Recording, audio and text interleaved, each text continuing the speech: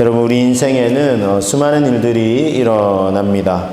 어떤 일들은 내가 바라고 또는 계획하고 또 기대한 대로 일어나는 일들도 있습니다. 또 어떤 일들은 예기치 않게 우리 인생에 찾아오기도 합니다. 또 마치 우연처럼 우리 인생에 일어나는 그런 일들도, 그렇게 보이는 일들도 있습니다.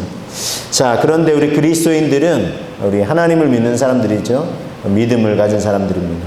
그래서 믿음이 없이는 하나님을 기쁘시게 하지 못하나니, 하나님께 나아가는 자는 반드시 그가 살아계신 것과 또한 그가 자기를 찾는 자들에게 상 주시고 은혜 주시는 이심을 믿어야 한다, 이렇게 말씀하고 있습니다.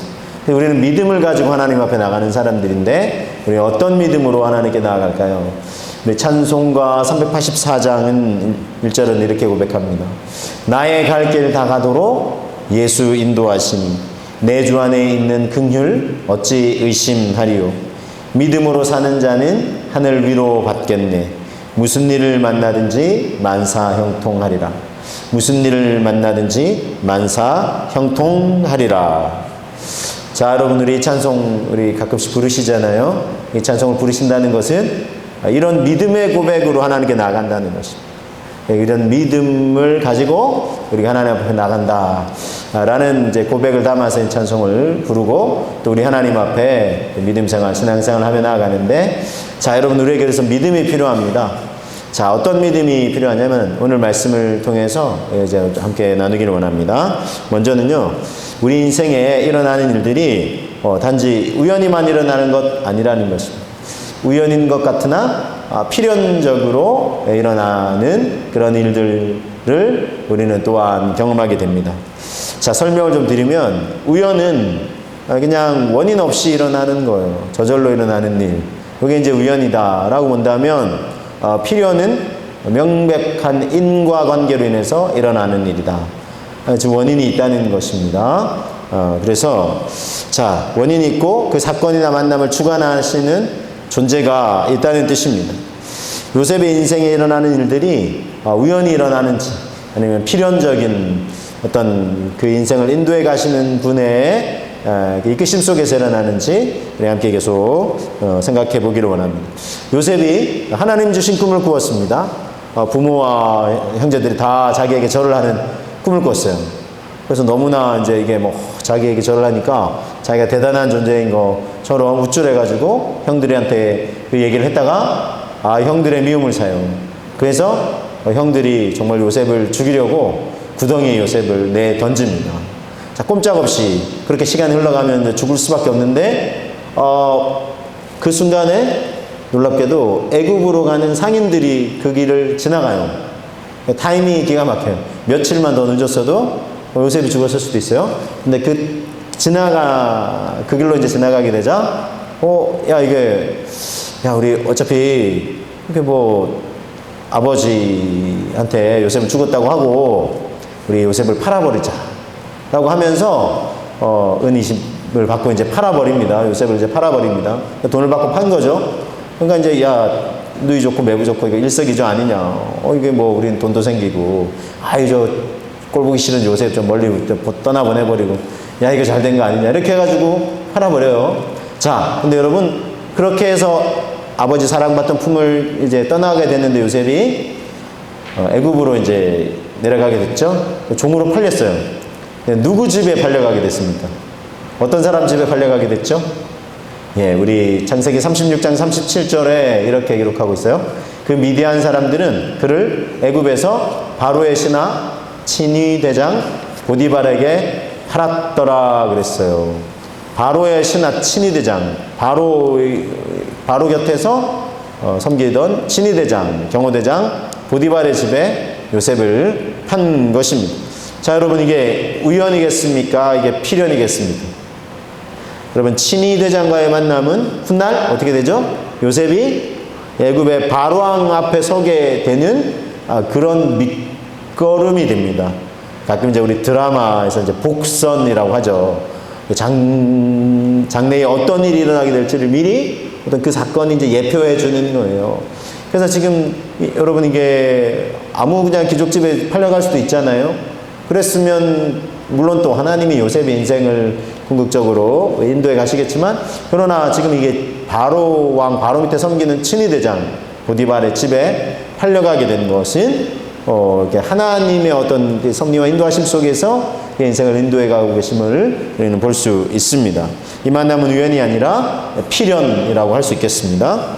우리 가수 노사연 씨의 만남이라는 노래에서도 우리 만남은 우연이 아니야, 그것은 우리의 바램이었어, 이렇게 고백을 하고 있습니다. 우연이 아니라 필연이라는 것입니다. 우리 잭 캔필드, 마크 빅터 한센이라는 이분들 이제 아주 신실한 크리스찬인데, 이분들이 우리는 다시 만나기 위하여 태어났다라는 이제 글을 쓰면서 이렇게 소개를 해요. 내가 지나온 모든 길은 곧 당신에게로 향한 길이었다. 내가 거쳐온 수많은 여행은 당신을 찾기 위한 여행이었다. 내가 길을 잃고 헤맬 때조차도 나는 당신을 향해 걸어가고 있었다. 그리고 마침내 내가 당신을 발견했을 때 나는 알게 되었다. 당신 역시 나를 향해 걸어오고 있었다는 사실을.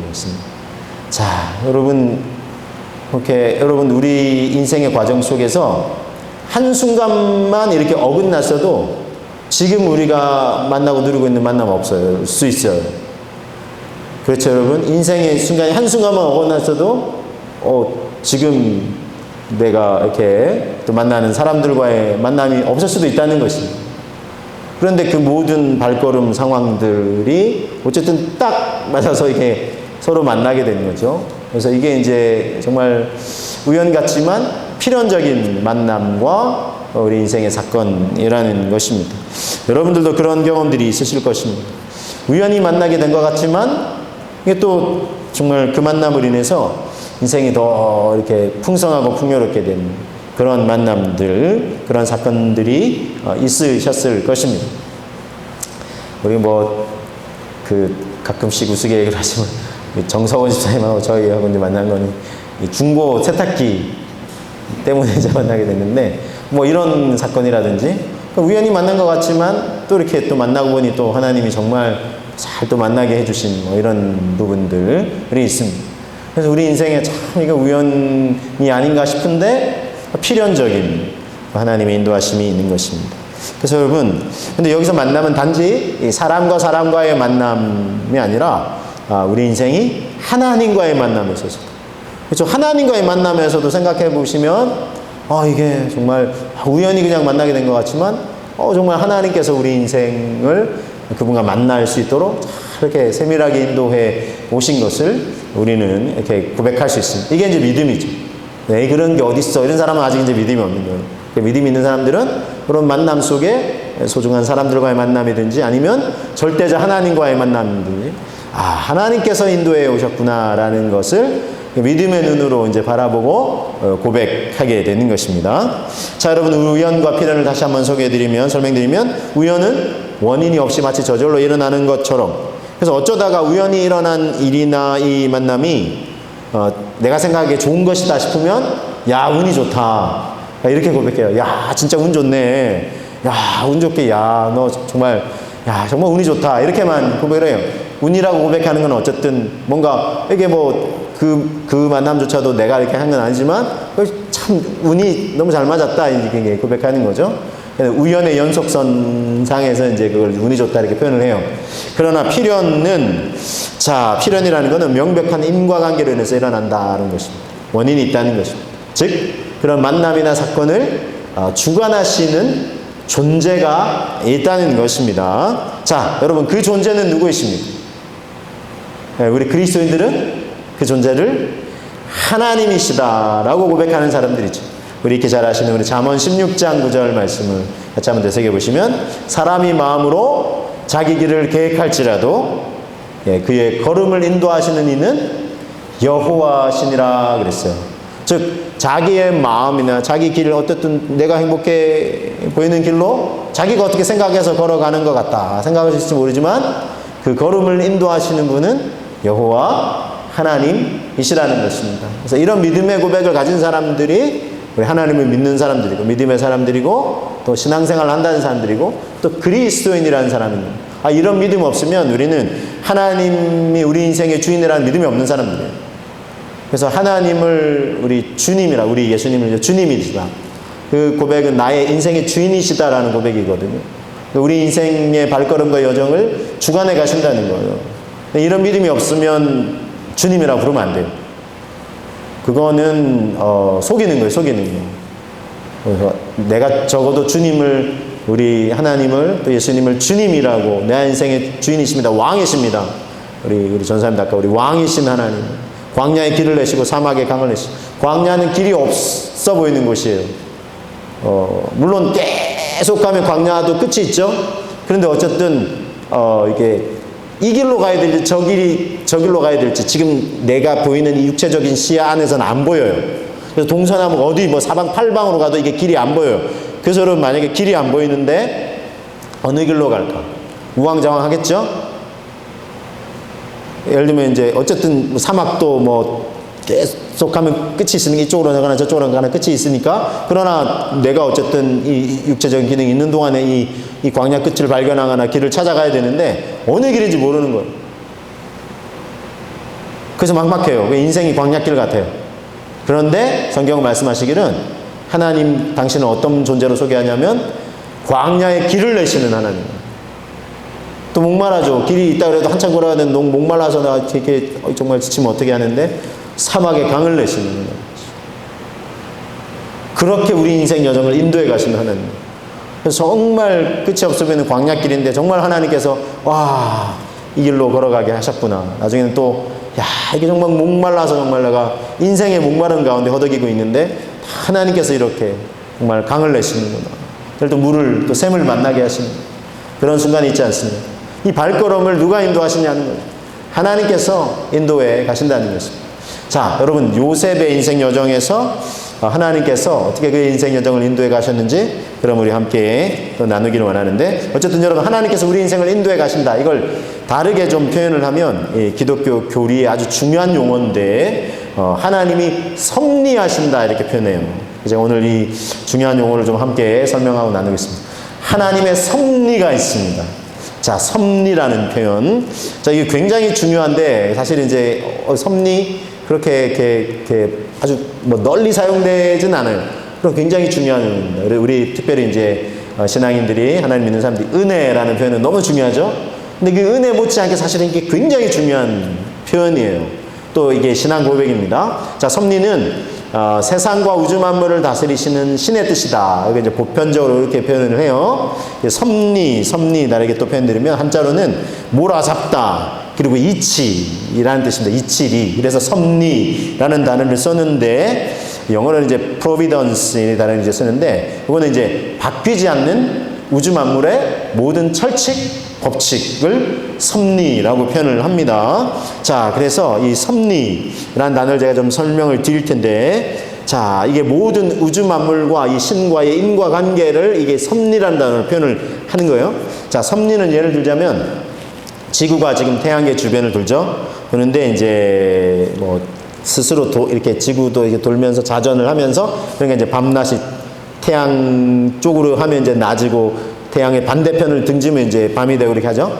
자전을 하고 또 공전을 해요. 이렇게 태양계 주변을 쫙 돌죠. 이게 이제 뭐 태양계 주변에 행성들이 있는데 이제 우리 지구도 태양계 주변을 이렇게 쫙 도는데 자전과 공전을 하면서, 그런데 이제 이 공전이라 소위 말해 이제 태양계 주변을 돌면서 이 거리가 봄, 여름, 가을, 겨울 똑같지가 않아요. 이렇게 다 약간 타원궤도 이렇게 돌아요. 그러니까 태양하고 조금 더 거리가 가까운 곳에 돌 때가 있고 태양과의 거리가 좀 멀어질 때가 있어요. 자, 여러분, 태양과의 거리가 제일 가까워질 때가 봄, 여름, 가을, 겨울 중에 언제겠습니까? 여름이죠, 여름. 지금 우리 무더운 여름 지내고 있잖아요. 무더운 여름 지나고 있는데 요 여름 태양과의 제일 가까운 곳에서 약간 지금 이제 벗어나고 있는데도 아직 지금 너무 더워요. 지금 올해는 참 이게 무더위가 계속되고 있는데, 어쨌든 여름철에 이렇게 무덥고 조금만 지나면 우리 사실 지금 벌써 그 가을에 접었는데 입추는 벌써 지나갔어요. 지나갔는데 아직 지금 이제 더위가 계속되고 있어서 그런데, 근데 이러다가 한 몇 주만 지나면 아이고 찬바람이 불어요. 그렇죠?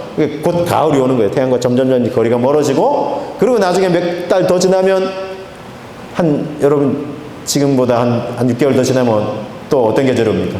추운 겨울이 와요. 그렇죠? 이렇게 해가지고 추운 겨울이 오고, 그렇게 해서 계속 이제 이렇게 돌아요.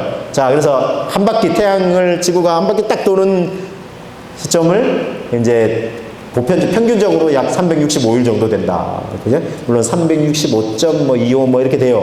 그래서 이걸 맞추기 위해서 4년에 한 번 윤달, 그쵸? 윤달이 있어서 2월, 그때는 29일, 병선 28일 있다가, 그렇게 해서 이제 맞추게 되는데, 어쨌든 여러분, 그래서 365일 지나면 하나가 지나가는 거죠? 그렇게 또 한 해 지나고, 또 한 해 지나고, 한 해 지나면서 우리는 인생에 이제 연륜이 쌓여가게 됩니다. 그쵸?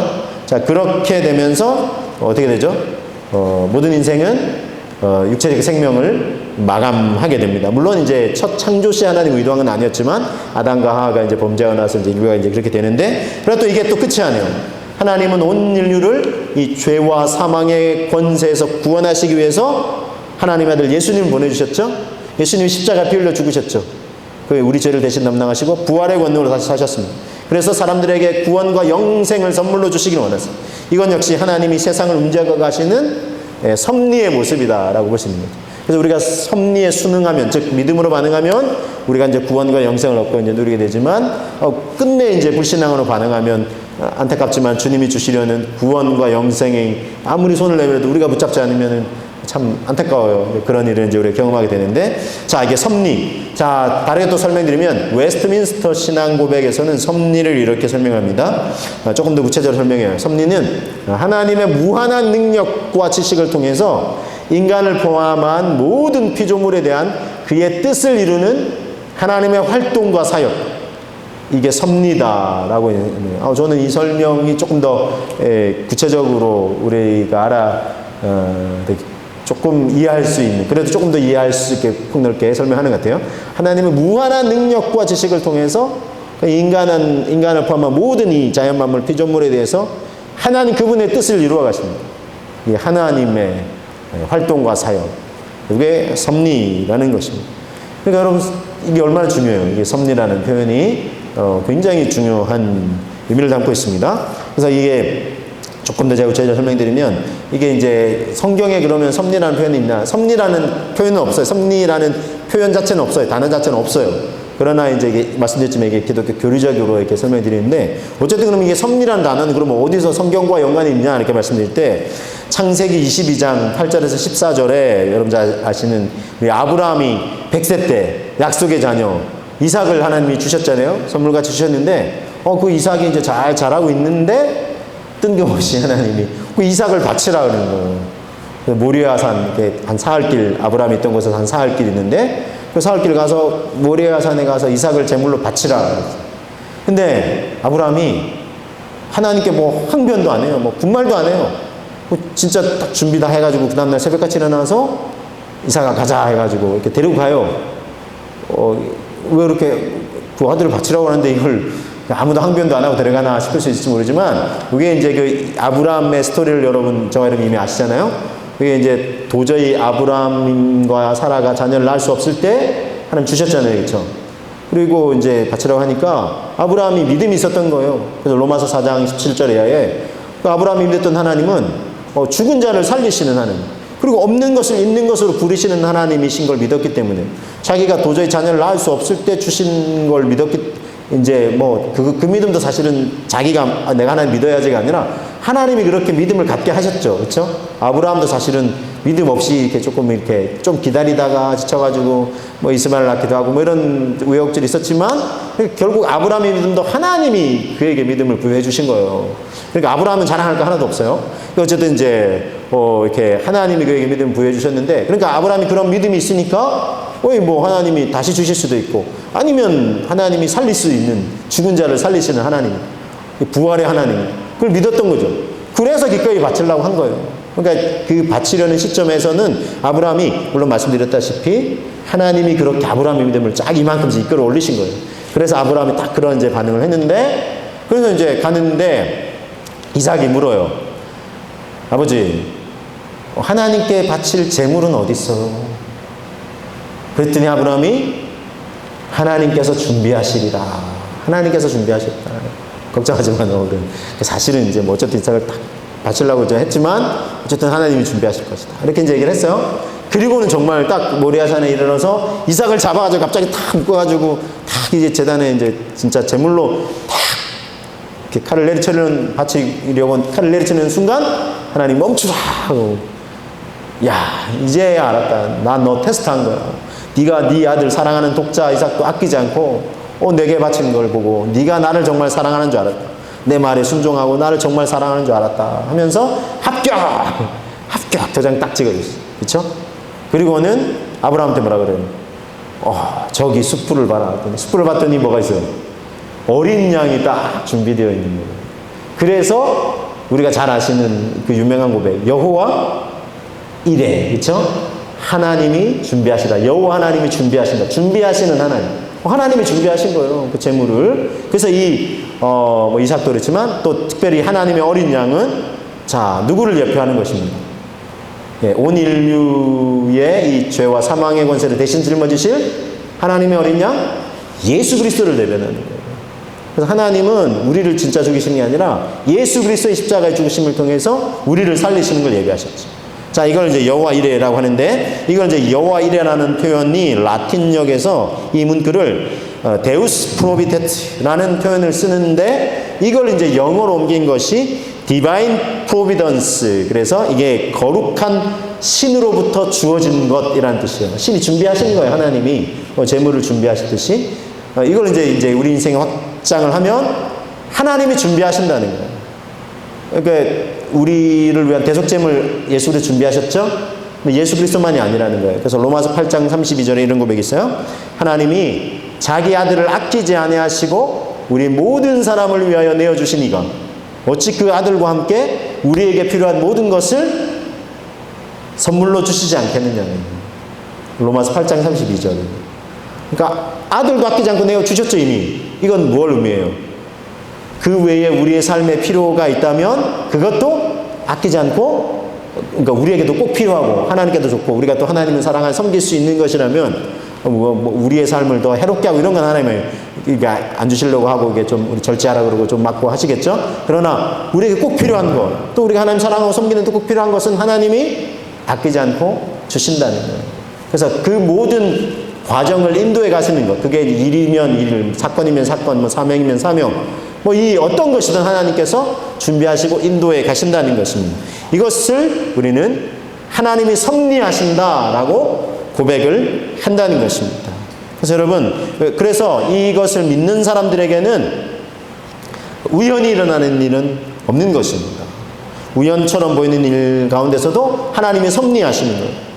그런데 물론 또 한 가지 주의해야 되는 거는 하나님께서 모든 것 자체를 다 계획해가지고 우리 삶에 일어나게 하시는 건 아니에요. 그러니까 예를 들면 뭐 요셉이 꿈을 얘기하고 형들의 미움을 사고 죽을 뻔하고 애보로 팔려가고 뭐 이런 것들 아까 얘기했지만 만약에 그렇게 아니었다면 다른게 또 하나님의 뜻을 이루어 가셨을 거예요. 요셉이 뭐 그때 좀 미성숙해서 그렇게 했는데 미성숙하지 않고 막 굉장히 뭐 지혜로 이렇게 하면 또 어쨌든 또 다르게 그의 인생 여정을 결국은 하나님 뜻을 이루는 과정으로 인도해 가실 것입니다.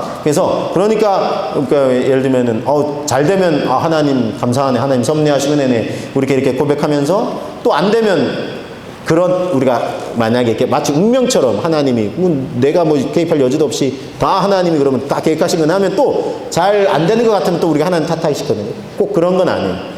하나님은 오히려 그 모든 과정 속에서 우리의 때로는 뭐 자유의지도 있고 하지만 그분의 궁극적인 뜻을 이루어 가시는 과정으로 모든 것을 주관해 가시는 것, 그거를 섭리하신다라고 표현을 하는 것입니다. 자, 그러면 요셉의 인생을 한번 보겠습니다. 요셉의 인생에 하나님은 어떻게 섭리해 가셨는지 창세기 40장 오늘 말씀을 보시면 1절에 그 후에 애굽 왕의 술 맡은 자와 떡 굽는 자가 그들의 주인 애굽 왕에게 범죄한지라. 바로가 그 두 관원장, 곧 술 맡은 관원장과 떡 굽는 관원장에게 노하여 그들을 친위대장의 집 안에 있는 옥에 가두니 곧 요셉이 갇힌 곳이라 그랬어요. 자, 애굽 왕을 바로 곁에서 섬기던 두 관원장이 왕한테 잘못을 했어요. 어떤 잘못인지는 자세히 이제 소개되어 있지 않지만, 그러나 요셉이 그래서 갇혀있던 감옥에 수감되는, 자, 친위대장의 이 관할하에 있는, 즉 보디발의 보디발이 누구예요? 요셉이 종으로 지금 종살이 하고 있었죠? 요셉도 그 감옥에 갇혀 있는 거예요. 근데 그 감옥에 지금 들어오게 된 거예요. 자, 여러분, 우연처럼 일어나는 일들이죠, 지금. 야, 이 기가 막힌 우연이 나는데, 신은 하나님의 뜻과 계획을 이루는데 꼭 필요한 지금 도구와 재료가 되고 있다는 것입니다.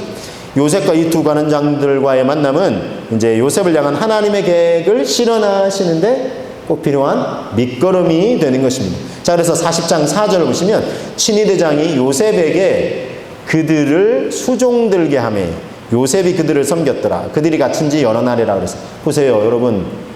여기 보세요. 잘 보세요. 친위대장이에요. 보디발이에요. 간수장이 아니에요. 물론 간수장으로부터 은혜를 받았죠. 그래서 제수들을 다 관리하겠죠. 근데 여기서 보시면 친위대장이에요. 즉 자기가 섬겼던 충성되이 섬겼던 친위대장이 요셉을 지금 사실 신뢰하고 있는 거예요. 그래서 그러면 요셉을 왜 감옥에 내던졌나요? 했죠. 자기 아내가 사실은 이렇게 잘못한 거잖아요. 근데 이제 말은 뭐라고 했어요? 당신이 종으로 이렇게 우리 집에 들여온 저 녀석이 나를 범하려고 했지만 사실은 친위대장은 요셉을 더 신뢰하고 있는 거예요. 그래서 지금 요셉에게 그들을 수종들게 하고, 근데 이 모든 것들도 다 지금 하나님의 섭리 속에는 요셉이 그들을 섬겼어요. 그들이 갇힌 지 여러 날이 돼가지고. 여러분, 이 모든 것이 하나님이 지금 섭리해 가시는 과정이라는 것입니다. 그래서 여러분, 하나님께서 이 모든 만남을 주관해 가시면서 하나님 당신의 뜻을 이루어 가시는 과정으로 섭리해 가시며 인도해 가시는 것입니다.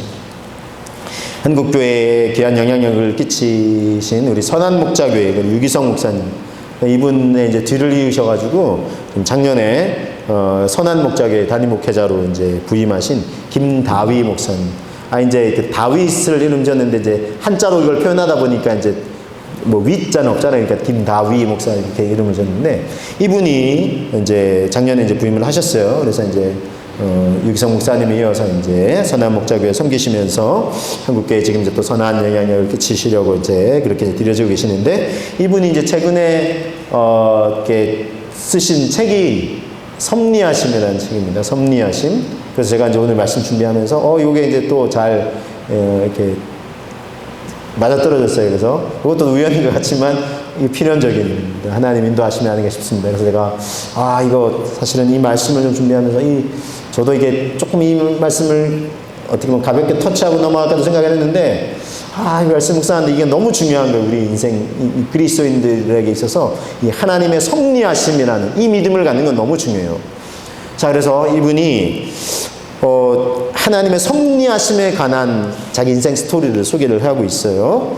자신이 바라고 원했던 것도 아닌데 이분이 목회자의 가정에 이제 태어나서 자기는 막 그게 어렸을 때 너무 싫었지만 근데 이제 그 믿음의 여정을 시작하게 된 것도 하나님의 섭리하심이다. 지나고 보니 하나님 섭리하심이다.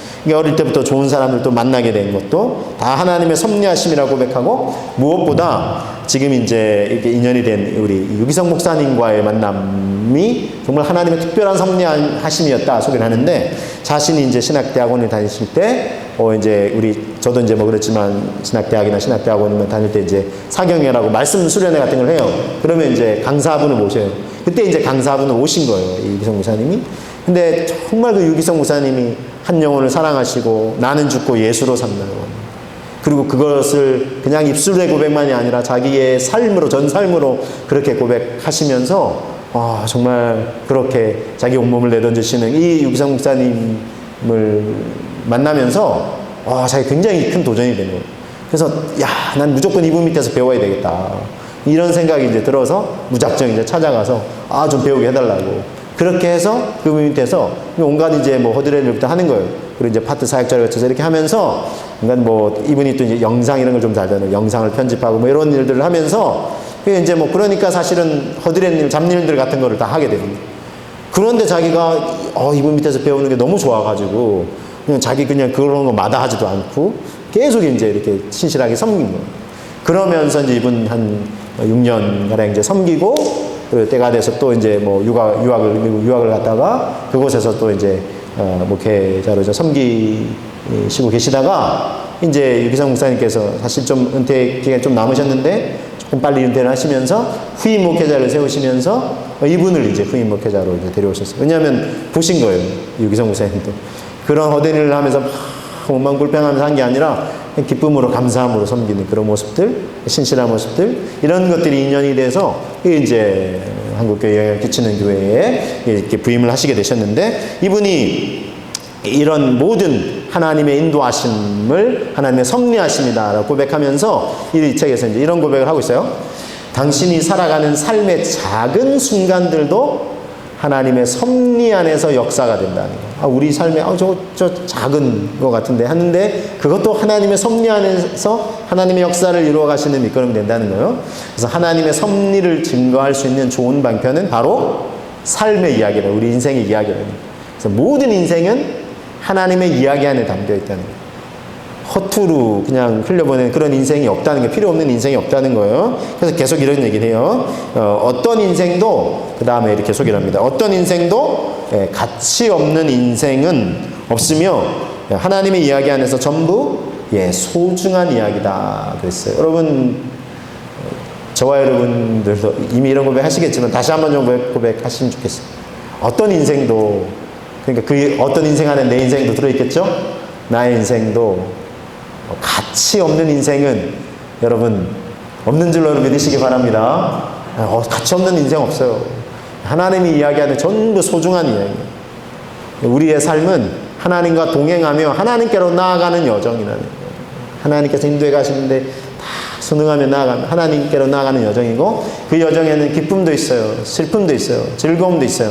그런데 때로 고통도, 아픔도, 눈물 흘리는 여정도 있을 수 있다는 것입니다. 자, 근데 하나님이 다 섭리해 가신 거예요. 궁극적으로 하나님 뜻을 이루어 가시는 거예요. 영광스러운 구원을 얻을 수 있는 길로 인도해 가시는 거예요. 그러면서 이분이 고백하기를, 나와 가정, 부모님, 내가 섬겼던 이들의 평범한 삶 속에서도 자신을 드러내신 하나님의 숨결과 손길이 기록되어 있다는 거예요. 그 기록을 담았다는 거예요. 그래서 하나님 나라 이야기의 작디 작은 한 조각의 퍼즐과 같은 이야기다. 퍼즐과 같은. 퍼즐 아시죠? 작은 조각 같은 거, 이거 어디야 했는데 그걸 딱 맞추면 나중에 큰 그림이 보이는 거예요. 우리 인생이 그래요. 이 작은 퍼즐 쓸모없어 보이는 거죠. 근데 나중에 이게 딱 이렇게 잘 관리를 못 해가지고 탁 이게 이 퍼즐 조각이 없으면 이 큰 그림이 완성이 안 되겠죠? 근데 이 작은 퍼즐 하나하나 같은 우리 삶에 지금 이 순간도 작은 퍼즐과 같은 한 조각입니다. 요게 이제 딱 하나님의 큰 그림이 나중에는 짠 하고, 이래서 하나님이 요 순간은 힘들었는데, 요 순간은 눈물을 흘렸는데, 요 순간 또 기쁜 순간도 있었는데, 요 순간 너무 행복했는데, 근데 이게 다 모아져서 짠, 하나님의 이 하나님 나라, 우리 인생을 향한 하나님의 큰 그림을 완성하신다.